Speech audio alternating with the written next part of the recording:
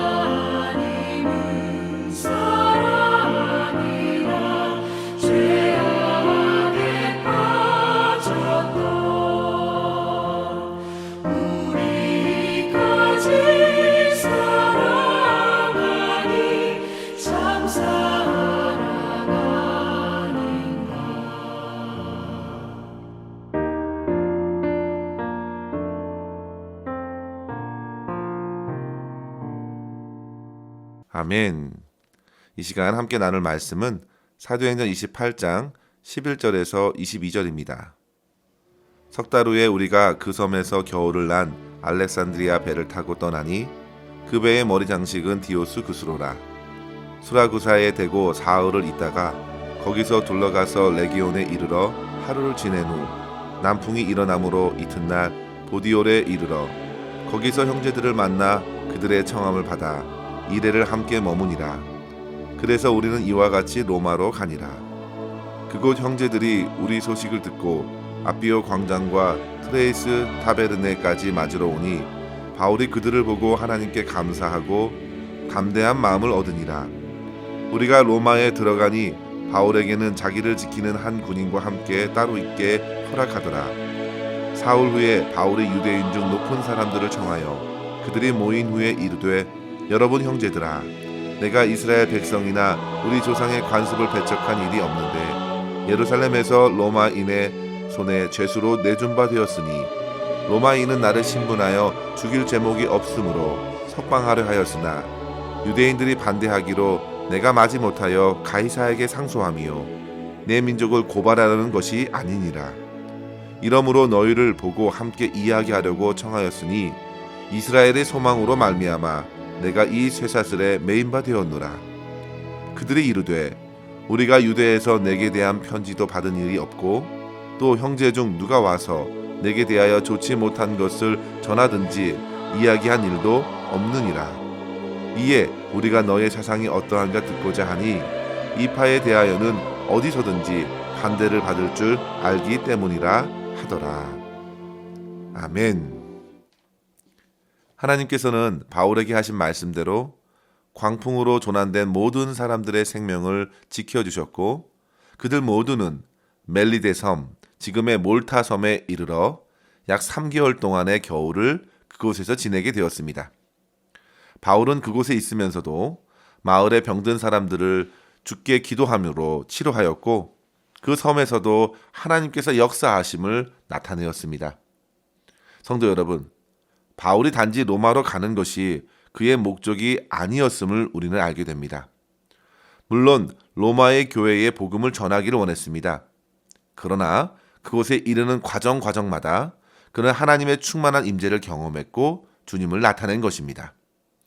이제 멜리데 섬의 사람들의 도움을 얻어 타고 왔던 알렉산드리아 호를 재정비하였고 본문의 말씀대로 다시 로마로 향할 수 있게 되었습니다.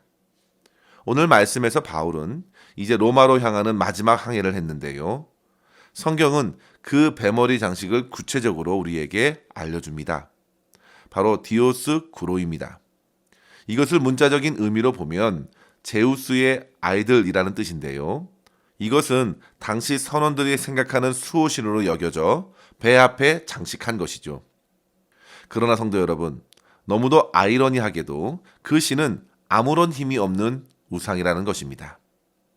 성도 여러분, 과연 알렉산드리아 호를 풍랑 중에서도 지키시고 회복해 주시고 결국 다시 항해를 하도록 하신 분이 누구십니까?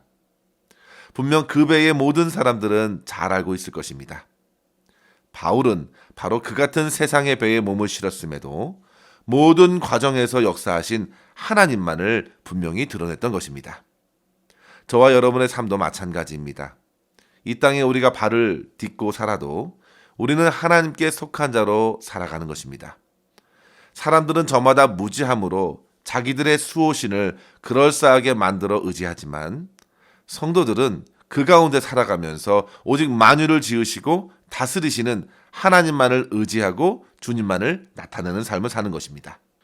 이제 바울이 육지에 발을 딛고 로마로 입성하는 과정에서 만나게 되는 모든 사람들을 통해서 하나님께서는 우리에게 한 2가지 정도로 도전하고 있는 내용을 이 시간 살펴보면서 은혜를 나누기를 원합니다.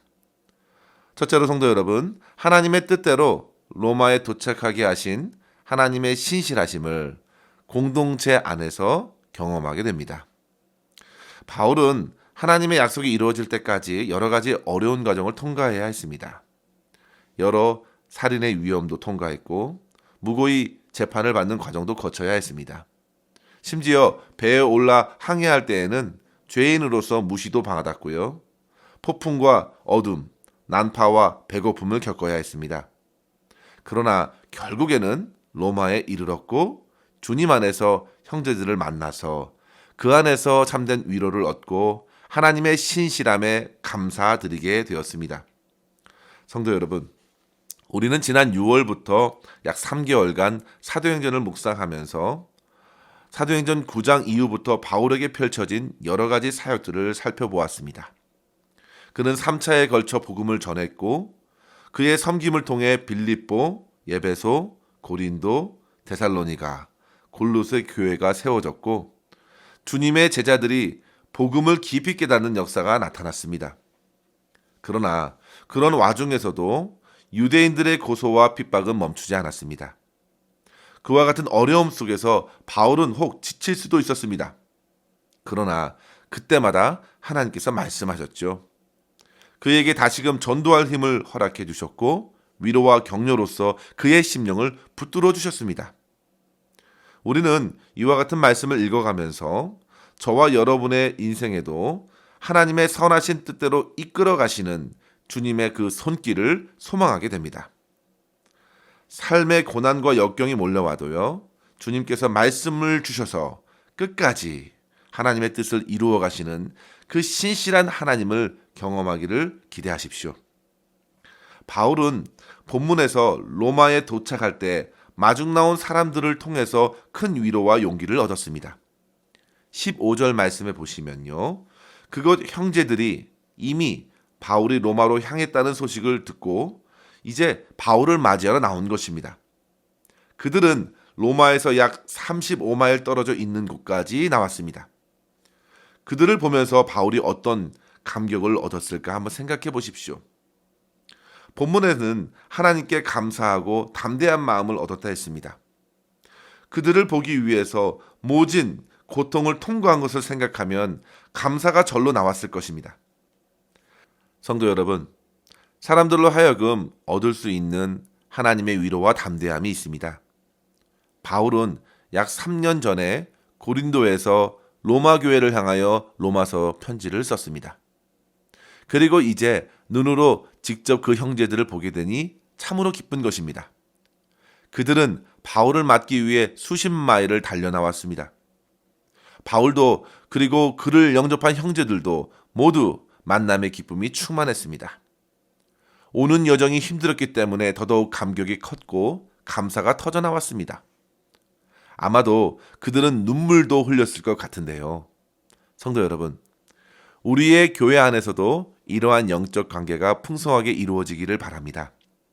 누구누구를 만났을 때에 큰 믿음의 동지애를 느끼고 서로 볼 때마다 주님께 감사가 터져 나오며 그를 통해서 얻은 용기와 격려와 위로 때문에 믿음 생활할 보람이 넘치게 되는 것이죠.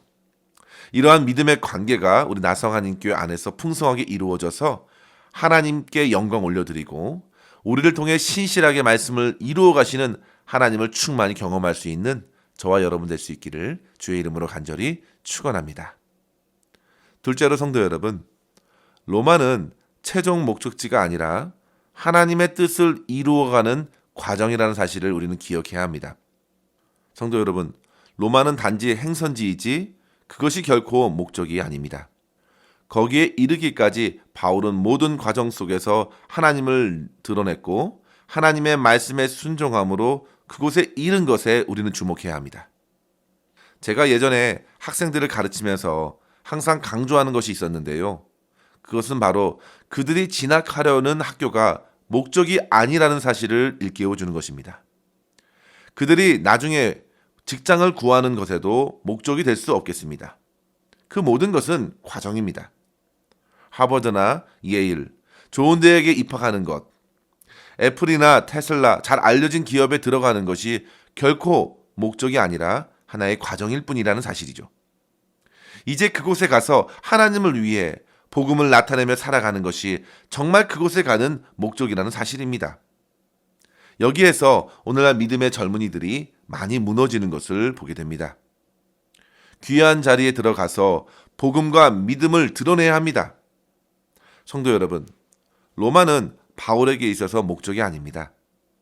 로마를 통해서 복음을, 예수 그리스도의 나라를 세계로 확장시키는 것이 하나님의 뜻입니다. 그래서 하나님께서는 당시 제국의 심장으로 바울을 보내신 것이죠. 이제 로마에서 만나는 다양한 사람들에게 복음을 더욱 활발하게 전할 수 있게 된 것입니다. 이제부터 그의 사명은 시작된 것입니다. 누가복음 17장에 보시면 예수님께서 문둥병자 10명을 고쳐주셨죠. 그들 모두는 제사장으로 가는 도중에 치료를 받았습니다. 그런데 사마리아 한 사람만이 주님께 달려와 감사를 표현했습니다. 그러자 주님께서 나머지 9명은 어디 있느냐고 찾으셨습니다. 성도 여러분, 주님께서는 치료를 경험한 후회가 더 중요하다고 하시는 것입니다. 치료 전에 갈급했던 그들의 믿음도 소중합니다. 그러나 그렇게 온전하게 회복해 주신 것이 목적이 아닙니다. 그것은 과정입니다. 그 과정을 통하여 하나님의 뜻, 궁극적인 목적을 이루어 가기를 원하시는 것입니다. 하나님께 모든 영광과 감사를 드리고 구원을 베푸신 예수 그리스도를 나타내는 삶으로 살아가는 것이 더더욱 중요한 것입니다. 구약에서도 우리는 히스기야 왕을 떠올려 볼 수 있겠는데요. 그는 병으로 죽게 된 위기에서 하나님께 기도하자 15년의 생명을 연장받았습니다. 그런데 그가 얼마 되지 않아서 자기의 창고를 열어 바벨론 사람들에게 자랑스럽게 보여주지요. 그러자 이사야 선지자의 책망을 받게 되었습니다. 이사야 선지자는 그 사건으로 인해서 결국 바벨론에게 유다가 멸망하게 될 것이라고 예언의 말씀을 전했습니다. 성도 여러분, 하나님께서 은혜로 병을 치료해 주셨고 문제가 해결된 것이 매우 중요합니다. 그러나 그것이 목적이 아닙니다. 그 이후 어떻게 하나님께 영광을 올려드리는가가 더더욱 중요합니다. 그것을 위해서 하나님께서 고쳐주신 것입니다. 오늘 본문에서 바울은 로마에 도착한 후 3일 후에 유대인의 유력자들을 초청합니다. 그리고 자신이 어떻게 고소를 받았고 이렇게 로마에까지 오게 된 과정들을 간략하게 말하지요. 그가 온 것은 다름이 아니라 이스라엘의 소망으로 이곳에 왔다고 증명합니다. 그는 로마에 가자마자 사역을 진행하는 것입니다. 그는 여러 사람들을 만나면서 자신의 영웅담을 나눌 수 있었겠지만 결코 그렇지 않고 오직 복음에 매였습니다. 그에게는 한 군인이 따라붙었습니다. 그는 죄인의 신분을 아직 벗어나지 못했지만 어느 정도 자유를 허락받은 것 같습니다. 쇠사슬에 매여 로마에 왔지만 바울은 단지 그 쇠사슬을 벗어버리는 것이 목적이 되지 않았습니다. 그는 오직 이스라엘의 소망, 복음을 전하기 위해서 복음에 묶인 자로 로마에 온 것입니다. 그는 끝까지 사명에 흔들리지 않았고 유력한 사람들을 불러 모아 그들에게 혹시나 가지고 있을 편견이나 선입견에 대해서 오해를 풀어주려고 했습니다. 복음을 전하기에 앞서서 유대인들을 대적하는 것이 결코 아니라는 사실을 알려줍니다. 그는 로마의 사람들이 어떠한 편견 없이 복음 대신 주님을 믿기를 원했습니다. 결국 그 모든 사람들은 열린 마음으로 바울의 말을 경청하기로 했습니다. 성도 여러분, 우리도 주님의 말씀을 대할 때 어떤 사람들의 입장이나 또 세상에 가져다주는 여러 관점들에 휩쓸려서 그 말씀을 받으려 말고 그대로 주의 성령을 의지하여 정직하고 겸손한 마음으로 말씀을 받기를 힘써야겠습니다. 유력자들은 그런 마음으로 분명 바울이 전한 예수 그리스도의 소식을 들었을 것입니다. 그 안에 분명한 역사가 일어날 줄 믿습니다. 성도 여러분, 저와 여러분에게 아름다운 교회 공동체를 허락하신 하나님을 찬양합니다. 그리고 우리 안에 믿음의 관계가 더욱 깊어져서 서로 위로하고 서로 격려하며 힘을 북돋아주는 은혜가 있기를 기도합니다. 또한 우리의 삶은 천국을 향하는 과정입니다. 목적은 하나님의 복음을 전하고 복음으로 살아내는 변화된 삶이라 할 수 있습니다.